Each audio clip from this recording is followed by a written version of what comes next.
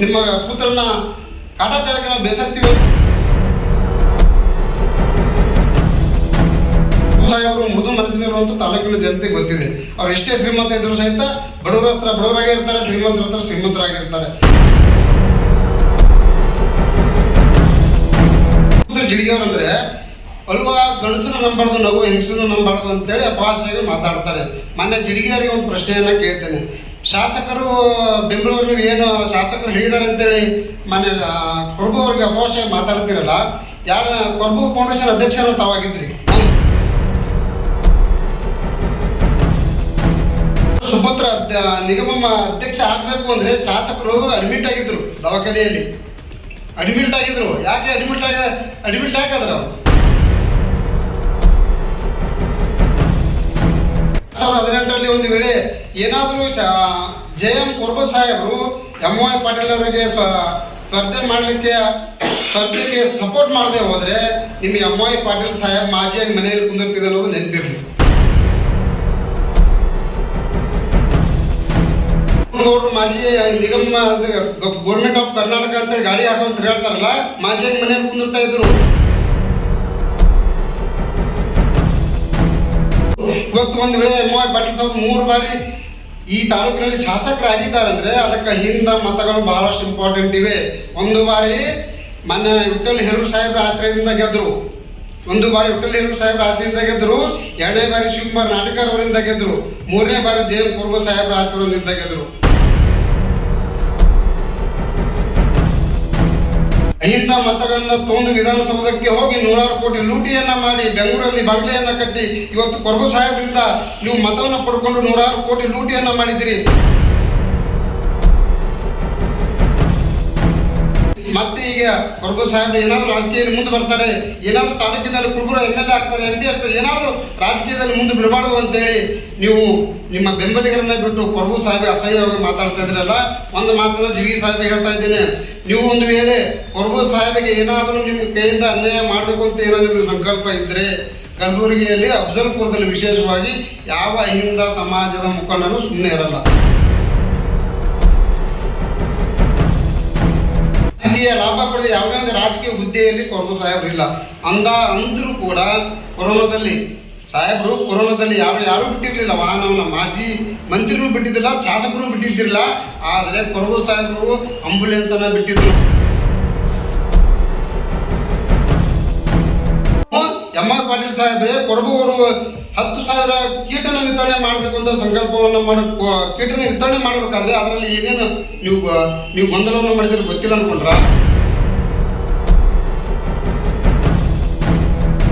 MY Patil ಸಾಹೇಬ್ರೆ ಕೊರ್ಬು ಸಾಹೇಬ್ರ ticket ಅನ್ನ ಕಟ್ ಮಾಡಬೇಕಾದ್ರೆ ನೀವು ಯಾರ್ಯಾರು ತೊಗೊಂಡು ಆಟ ಆಡಿದ್ರು ನಮ್ಗೆ ಗೊತ್ತಿದೆ. BR ಪಾಟೀಲ್ ಸಾಹೇಬ್ರು 1, ಯಶವಂತರಾಯ ಗೌಡ್ರು 2, ಶರಣ ಪ್ರಕಾಶ್ ಪಾಟೀಲ್ರು 3 ಜನಕ್ಕೆ ತಗೊಂಡು ಕುರುಬರಿಗೆ ಅಫ್ಜಲ್ಪುರದಲ್ಲಿ ಟಿಕೆಟ್ ಕೊಡಬಾರ್ದು, ಮುಂದಕ್ಕೆ ಬಿಡಬಾರ್ದು ಅಂತೇಳಿ ಅವ್ರನ್ನ ಹತ್ತಿಕ್ಕುವಂತ ಕೆಲಸ ಮಾಡಿದ್ರಿ.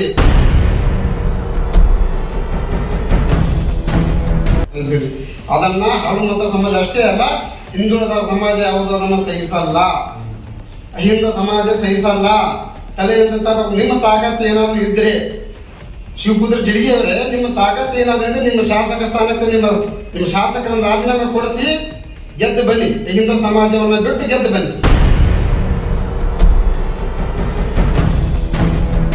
ಮಾನ್ಯ ಕೊರ್ಬು ಸಾಹೇಬ್ರ ಬಗ್ಗೆ ಅಪವಾಸ್ಯಾಗಿ ಮಾತನಾಡಿದಂಥ ಮಾಷಾಳ್ ನಮ್ಮ ಶಿವಪುತ್ರ ಜಿಡಿಗೆಯವರಾಗಿರ್ಬೋದು, ಮತ್ತೊಬ್ಬರು ಶಂಕರಪ್ಪ ನಾವಿ, ಪಂಡಿತ್ ನಾವಿ ಅನ್ನೋರು ಕೊರ್ಬು ಸಾಹೇಬ್ರ ಬಗ್ಗೆ ಅಷ್ಟ ಕೇವಲವಾಗಿ ಮಾತಾಡ್ತಿರಲ್ಲ, ನಿಮ್ಮಕ್ಕಿಂತ 10 ಪಟ್ಟು ಆ ಕೇವಲವಾಗಿ ಮಾತಾಡಲು ನಮಗೂ ಶಕ್ತಿ ಇದೆ.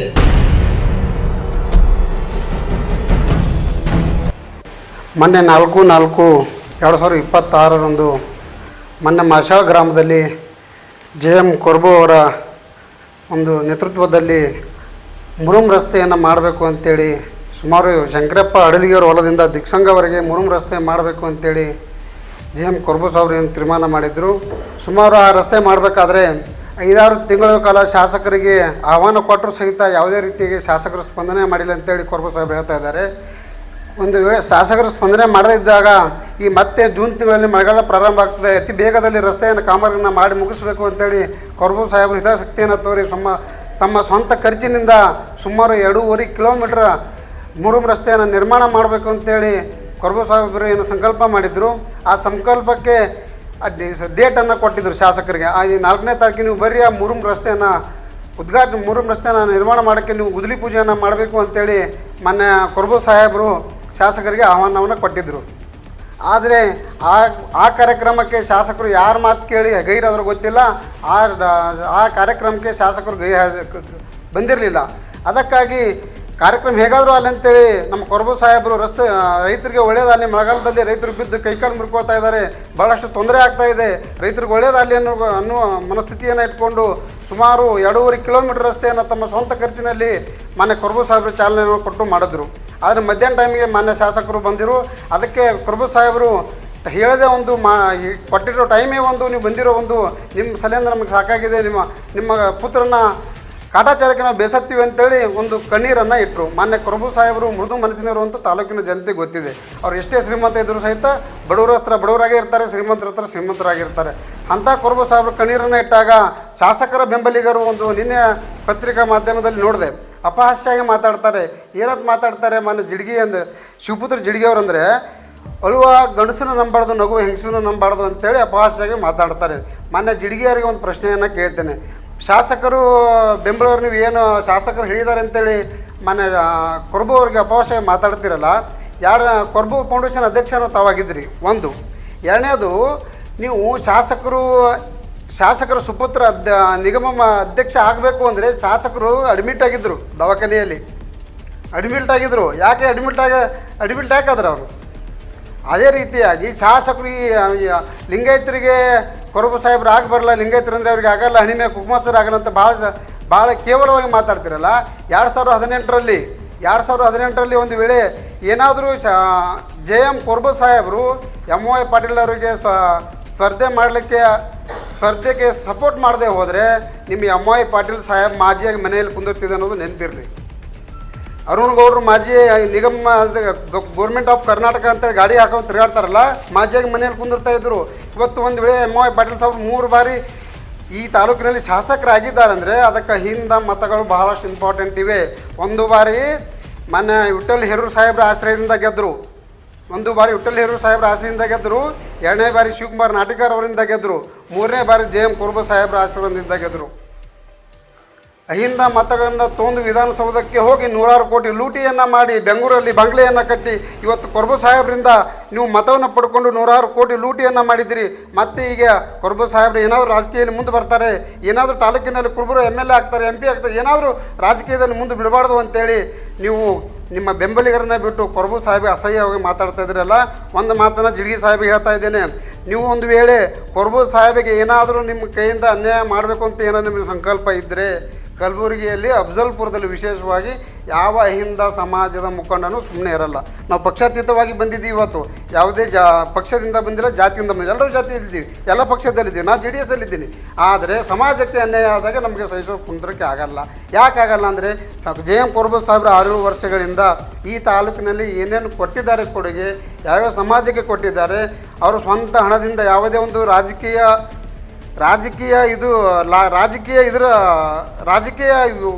ಲಾಭ ಪಡೆದ ಯಾವುದೇ ಒಂದು ರಾಜಕೀಯ ಹುದ್ದೆಯಲ್ಲಿ ಕೊರಬು ಸಾಹೇಬ್ರು ಇಲ್ಲ ಅಂದರೂ ಕೂಡ ಕೊರೋನಾದಲ್ಲಿ ಯಾರೂ ಬಿಟ್ಟಿರಲಿಲ್ಲ. ವಾಹನವನ್ನು ಮಾಜಿ ಮಂತ್ರಿನೂ ಬಿಟ್ಟಿದ್ದಿಲ್ಲ, ಶಾಸಕರು ಬಿಟ್ಟಿದ್ದಿರಲಿಲ್ಲ.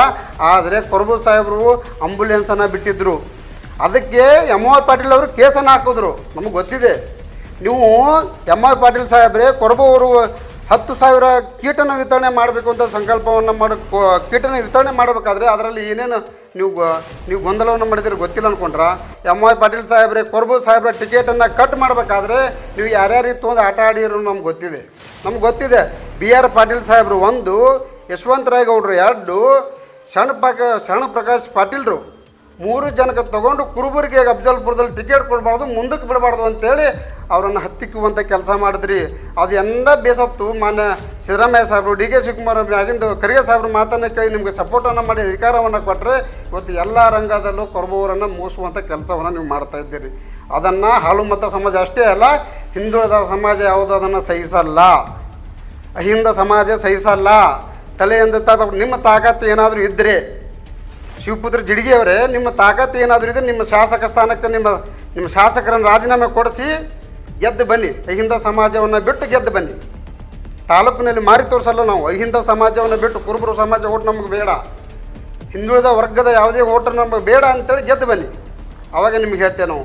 ಅದಕ್ಕಾಗಿ ಮಾನ್ಯ ಕುರುಬು ಸಾಹೇಬ್ರ ಬಗ್ಗೆ ಅಪವಾಸ್ಯಾಗಿ ಮಾತನಾಡಿದಂಥ ಮಾಶಾಳ್ ನಮ್ಮ ಶಿವಪುತ್ರ ಜಿಡ್ಗಿ ಅವರಾಗಿರ್ಬೋದು, ಮತ್ತೊಬ್ಬರು ಶಂಕರಪ್ಪ ನಾವಿ, ಪಂಡಿತ್ ನಾವಿ ಅನ್ನೋರು ಕುರುಬು ಸಾಹೇಬ್ರ ಬಗ್ಗೆ ಅಟ್ರ ಕೇವಲವಾಗಿ ಮಾತಾಡ್ತಿರಲ್ಲ. ನಿಮಗಿಂತ 10 ಪಟ್ಟು ಆಗಿ ಕೇವಲವಾಗಿ ಮಾತಾಡಲು ನನಗೂ ಶಕ್ತಿ ಇದೆ. ನಿಮಗೆ 10 ಪಟ್ಟು ಮಾತಾಡ್ತೇನೆ, ಆದರೆ ಆ ಮಾತುಗಳನ್ನು ನಾನು ಮಾತಾಡಲ್ಲ. ನಮ್ಮ ಸಂಸ್ಕೃತಿ ಅದು ಅಲ್ಲ, ನಮ್ಮ ನಾಯಕರು ಅದನ್ನು ಹೇಳಿಕೊಟ್ಟಿಲ್ಲ, ಅದನ್ನು ನಾನು ಮಾತಾಡಲ್ಲ. ಒಂದು ವೇಳೆ ಇದೇ ರೀತಿಯಾಗಿ ನೀವು ಮುಂದುವರೆಸರೆ ನಿಮಗಿಂತ 10 ಪಟ್ಟು ಮಾತನಾಡುವಂಥ ಕೆಪಾಸಿಟಿ ನಮಗೂ ಇದೆ. ನಿಮಗಿಂತ 10 ಪಟ್ಟು ಮಾತಾಡ್ತೇವೆ. ಎಮ್ ಆರ್ ಪಾಟೀಲ್ ಸಾಹೇಬ್ರೆ, ನೀವು 2004ರಲ್ಲಿ ಏನಂತ ಕೊಟ್ಟಿದ್ರಿ? ಕನಕ ಭವನವನ್ನು ಅಫ್ಜಲ್ಪುರದಲ್ಲಿ ನಿರ್ಮಾಣ ಮಾಡ್ತೀನಿ ಅಂತ ಮಾತನ್ನು ಕೊಟ್ಟಿದ್ರಿ. 2004ರಿಂದ 2024 ಬಂದಿದೆ. 20 ವರ್ಷ ಆಯಿತು, 22 ವರ್ಷ ಆಯಿತು. ಒಂದೇ ಒಂದು ಗುಂಟೆ ಜಾಗವನ್ನು ಕೊಟ್ಟಿಲ್ಲ, ಒಂದೇ ಒಂದು ಕನಕ ಭವನ ನಿರ್ಮಾಣ ನೀವು ಮಾಡಿಲ್ಲ. ಯಾಕೆ ಸಾಹೇಬ್ರೆ? ಮೊನ್ನೆ ಕನಕದಾಸ ಜಯಂತಿ ಬಂದಾಗ ನಮ್ಮ ಮುಖಂಡರು ಬೇಡಿಕೆಯನ್ನೇ ಇಟ್ಟರು, ಏನಾದರೂ ಮಾಡಿ ಸಾಹೇಬ್ರೆ, ಮುಂದೆ ದಿನಮಾನದಲ್ಲಿ ಮುಂದಿನ ಕನಕದಾಸನ ಜಯಂತಿ ಬರುವವರೆಗೆ ನಮಗೆ ಭವನವನ್ನು ನೀವು ಕೊಡಿ, ಮುಂದಿನ ಉದ್ಘಾಟನೆಗೆ ಭವನವನ್ನು ನೀವೇ ಉದ್ಘಾಟನೆ ಮಾಡಬೇಕು ಅಂತ ಹೇಳಿದ್ರೆ ಅದರ ಮಾತೇ ಎತ್ತಾ ಇಲ್ಲ. ಬರೀ ಎಲೆಕ್ಷನ್ ಬಂದಾಗ ಹಿಂದುಳಿದ ಸಮಾಜ ಬೇಕು, ಕುರುಬರು ಬೇಕು, ಸಿದ್ದರಾಮಯ್ಯ ಸಾಹೇಬ್ರನ್ನ ಕರೆಸೋದು, ಕುರುಬರು ಓಟ್ ತೊಗೊಳ್ಳೋದು, MLA ಆಗೋದು, ಕಲಬುರಗಿ ಒಂದು ಹೊಸ ಮನೆ ಕಟ್ಟೋದು, ಬೆಂಗಳೂರಾಗ ಒಂದು ಹೊಸ ಮನೆ ಕಟ್ಟೋದು. ಯಾಕ್ರಿ ಸಾಹೇಬ್ರ? ಏನು ಅನ್ಯಾಯ ಮಾಡಿದ್ದಾರೆ ಹಲ್ಮತ್ ಸಮಾಜದವ್ರು? ಹಿಂದುಳಿದ ಸಮಾಜ ಏನು ಅನ್ಯಾಯ ಮಾಡಿದ್ದಾರೆ? ಶಿವಪುತ್ರ ಜಿಡ್ಗಿ ಅವರನ್ನ ಫೌಂಡೇಶನ್ ಅಧ್ಯಕ್ಷ ಮಾಡ್ತಾ ಇರಲಿಲ್ಲ, ಫೌಂಡೇಶನ್ ಅಧ್ಯಕ್ಷರನ್ನ ಮಾಡಿದರು. ಶಾಸಕರನ್ನು ಈ ತಾಲೂಕಿನ ಶಾಸಕರನ್ನಾಗಿ ಮಾಡಿದ್ರು ಎಮ್ ಆರ್ ಪಾಟೀಲ್ ಸಾಹೇಬ್ರನ್ನ. ಮನೆಗೆ ಬಂದಂತೆ ಅವ್ರ ಬಳಿ ಏನಾದರೂ ಲಿಂಗಾಯತರನ್ನು ಏನಾದರೂ ಕ್ರಾಸ್ ಮಾಡಿ ರಾಜಕೀಯದಲ್ಲಿ ಮುಗಿಸ್ಬೇಕು ಅಂದರೆ ಕುರುಬು ಸಾಹೇಬರು ಎಮ್ ಆರ್ ಪಾಟೀಲ್ ಸಾಹೇಬ್ರನ್ನ ಸಪೋರ್ಟೇ ಮಾಡ್ತಾ ಇರಲಿಲ್ಲ. ಇವತ್ತು ಏನಾದರೂ ಎಮ್ ಆರ್ ಪಾಟೀಲ್ ಸಾಹೇಬ್ರು ವಿಧಾನಸೌಧ ಕೂತು ಮಾತಾಡ್ತಾರಂದರೆ ಅದು ಹಿಂದುಳಿದ ನಾಯಕ ಕುರುಬು ಸಾಹೇಬ್ರ ಕೊಡುಗೆ ಅಪಾರ ಅಂತೇಳಿ ನಾನು ಹೇಳಿ ಬಯಸ್ತೇನೆ. ಲಾಭ ಪಡೆದ ಯಾವುದೇ ಒಂದು ರಾಜಕೀಯ ಹುದ್ದೆಯಲ್ಲಿ ಕುರುಬು ಸಾಹೇಬ್ರು ಇಲ್ಲ ಅಂದರೂ ಕೂಡ ಕೊರೋನಾದಲ್ಲಿ ಸಾಹೇಬರು ಯಾರೂ ಬಿಟ್ಟಿರಲಿಲ್ಲ. ವಾಹನವನ್ನು ಮಾಜಿ ಮಂತ್ರಿನೂ ಬಿಟ್ಟಿದ್ದಿಲ್ಲ, ಶಾಸಕರು ಬಿಟ್ಟಿದ್ದಿರಲಿಲ್ಲ. ಆದರೆ ಕುರುಬು ಸಾಹೇಬರು ಆಂಬುಲೆನ್ಸನ್ನು ಬಿಟ್ಟಿದ್ದರು. ಅದಕ್ಕೆ ಎಮ್ ಆರ್ ಪಾಟೀಲ್ ಅವರು ಕೇಸನ್ನು ಹಾಕಿದ್ರು. ನಮಗೆ ಗೊತ್ತಿದೆ. ನೀವು ಎಮ್ ಆರ್ ಪಾಟೀಲ್ ಸಾಹೇಬ್ರೆ, ಕುರುಬು ಅವರು 10,000 ಕೀಟನ ವಿತರಣೆ ಮಾಡಬೇಕು ಅಂತ ಸಂಕಲ್ಪವನ್ನು ಕೀಟನ ವಿತರಣೆ ಮಾಡಬೇಕಾದ್ರೆ ಅದರಲ್ಲಿ ಏನೇನು ನೀವು ಗೊಂದಲವನ್ನು ಮಾಡಿದ್ರೆ ಗೊತ್ತಿಲ್ಲ ಅಂದ್ಕೊಂಡ್ರ? ಎಮ್ ಆರ್ ಪಾಟೀಲ್ ಸಾಹೇಬ್ರೆ, ಕುರುಬು ಸಾಹೇಬ್ರ ಟಿಕೆಟನ್ನು ಕಟ್ ಮಾಡಬೇಕಾದ್ರೆ ನೀವು ಯಾರ್ಯಾರಿಗೆ ತೊಗೊಂಡು ಆಟ ಆಡಿರೋ ನಮ್ಗೆ ಗೊತ್ತಿದೆ. BR ಪಾಟೀಲ್ ಸಾಹೇಬರು 1, ಯಶವಂತರಾಯ ಗೌಡ್ರು 2, ಶರಣ ಪ್ರಕಾಶ್ ಪಾಟೀಲ್ರು 3 ಜನಕ್ಕೆ ತೊಗೊಂಡು ಕುರುಬರಿಗೆ ಅಫ್ಜಲ್ಪುರದಲ್ಲಿ ಟಿಕೆಟ್ ಕೊಡಬಾರ್ದು, ಮುಂದಕ್ಕೆ ಬಿಡಬಾರ್ದು ಅಂತೇಳಿ ಅವರನ್ನು ಹತ್ತಿಕ್ಕುವಂಥ ಕೆಲಸ ಮಾಡಿದ್ರಿ. ಅದು ಎಂದ ಬೇಸತ್ತು ಮಾನ್ಯ ಸಿದ್ದರಾಮಯ್ಯ ಸಾಹೇಬರು, DK ಶಿವಕುಮಾರ್ ಆಗಿಂದು ಖರ್ಗೆ ಸಾಹೇಬ್ರ ಮಾತನ್ನು ಕೇಳಿ ನಿಮಗೆ ಸಪೋರ್ಟನ್ನು ಮಾಡಿ ಅಧಿಕಾರವನ್ನು ಕೊಟ್ಟರೆ ಇವತ್ತು ಎಲ್ಲ ರಂಗದಲ್ಲೂ ಕುರುಬವರನ್ನು ಮೂಸುವಂಥ ಕೆಲಸವನ್ನು ನೀವು ಮಾಡ್ತಾ ಇದ್ದೀರಿ. ಅದನ್ನು ಹಾಲು ಮತ ಸಮಾಜ ಅಷ್ಟೇ ಅಲ್ಲ, ಹಿಂದುಳಿದ ಸಮಾಜ ಯಾವುದು ಅದನ್ನು ಸಹಿಸಲ್ಲ, ಅಹಿಂದ ಸಮಾಜ ಸಹಿಸಲ್ಲ. ತಲೆಯಿಂದ ನಿಮ್ಮ ತಾಕತ್ತು ಏನಾದರೂ ಇದ್ದರೆ ಶಿವಪುತ್ರ ಜಿಡ್ಗಿ ಅವರೇ, ನಿಮ್ಮ ತಾಕತ್ತು ಏನಾದರೂ ಇದೆ ನಿಮ್ಮ ಶಾಸಕ ಸ್ಥಾನಕ್ಕೆ ನಿಮ್ಮ ಶಾಸಕರನ್ನು ರಾಜೀನಾಮೆ ಕೊಡಿಸಿ ಗೆದ್ದು ಬನ್ನಿ. ಅಹಿಂದ ಸಮಾಜವನ್ನು ಬಿಟ್ಟು ಗೆದ್ದು ಬನ್ನಿ. ತಾಲೂಕಿನಲ್ಲಿ ಮಾರಿ ತೋರಿಸಲ್ಲ ನಾವು. ಅಹಿಂದ ಸಮಾಜವನ್ನು ಬಿಟ್ಟು ಕುರುಬರು ಸಮಾಜ ಓಟ್ ನಮಗೆ ಬೇಡ, ಹಿಂದುಳಿದ ವರ್ಗದ ಯಾವುದೇ ಓಟ್ ನಮಗೆ ಬೇಡ ಅಂತೇಳಿ ಗೆದ್ದು ಬನ್ನಿ. ಅವಾಗ ನಿಮ್ಗೆ ಹೇಳ್ತೇವೆ ನಾವು. ಅದಕ್ಕಾಗಿ ಮಾನ್ಯ ಕುರುಬು ಸಾಹೇಬ್ರ ಬಗ್ಗೆ ಅಪವಾಸ್ಯಾಗಿ ಮಾತನಾಡಿದಂಥ ಮಾಶಾಳ್ ನಮ್ಮ ಶಿವಪುತ್ರ ಜಿಡ್ಗಿ ಅವರಾಗಿರ್ಬೋದು, ಮತ್ತೊಬ್ಬರು ಶಂಕರಪ್ಪ ನಾವಿ, ಪಂಡಿತ್ ನಾವಿ ಅನ್ನೋರು ಕುರುಬು ಸಾಹೇಬ್ರ ಬಗ್ಗೆ ಅಟ್ರ ಕೇವಲವಾಗಿ ಮಾತಾಡ್ತಿರಲ್ಲ. ನಿಮಗಿಂತ 10 ಪಟ್ಟು ಆಗಿ ಕೇವಲವಾಗಿ ಮಾತಾಡಲು ನನಗೂ ಶಕ್ತಿ ಇದೆ. ನಿಮಗೆ 10 ಪಟ್ಟು ಮಾತಾಡ್ತೇನೆ, ಆದರೆ ಆ ಮಾತುಗಳನ್ನು ನಾನು ಮಾತಾಡಲ್ಲ. ನಮ್ಮ ಸಂಸ್ಕೃತಿ ಅದು ಅಲ್ಲ, ನಮ್ಮ ನಾಯಕರು ಅದನ್ನು ಹೇಳಿಕೊಟ್ಟಿಲ್ಲ, ಅದನ್ನು ನಾನು ಮಾತಾಡಲ್ಲ. ಒಂದು ವೇಳೆ ಇದೇ ರೀತಿಯಾಗಿ ನೀವು ಮುಂದುವರೆಸರೆ ನಿಮಗಿಂತ 10 ಪಟ್ಟು ಮಾತನಾಡುವಂಥ ಕೆಪಾಸಿಟಿ ನಮಗೂ ಇದೆ. ನಿಮಗಿಂತ 10 ಪಟ್ಟು ಮಾತಾಡ್ತೇವೆ. ಎಮ್ ಆರ್ ಪಾಟೀಲ್ ಸಾಹೇಬ್ರೆ, ನೀವು 2004ರಲ್ಲಿ ಶಿವಪುತ್ರ ಜಿಡ್ಗಿ ಅವರನ್ನ ಫೌಂಡೇಶನ್ ಅಧ್ಯಕ್ಷ ಮಾಡ್ತಾ ಇರಲಿಲ್ಲ, ಫೌಂಡೇಶನ್ ಅಧ್ಯಕ್ಷರನ್ನ ಮಾಡಿದರು. ಶಾಸಕರನ್ನು ಈ ತಾಲೂಕಿನ ಶಾಸಕರನ್ನಾಗಿ ಮಾಡಿದ್ರು ಎಮ್ ಆರ್ ಪಾಟೀಲ್ ಸಾಹೇಬ್ರನ್ನ. ಮನೆಗೆ ಬಂದಂತೆ ಅವ್ರ ಬಳಿ ಏನಾದರೂ ಲಿಂಗಾಯತರನ್ನು ಏನಾದರೂ ಕ್ರಾಸ್ ಮಾಡಿ ರಾಜಕೀಯದಲ್ಲಿ ಮುಗಿಸ್ಬೇಕು ಅಂದರೆ ಕುರುಬು ಸಾಹೇಬರು ಎಮ್ ಆರ್ ಪಾಟೀಲ್ ಸಾಹೇಬ್ರನ್ನ ಸಪೋರ್ಟೇ ಮಾಡ್ತಾ ಇರಲಿಲ್ಲ.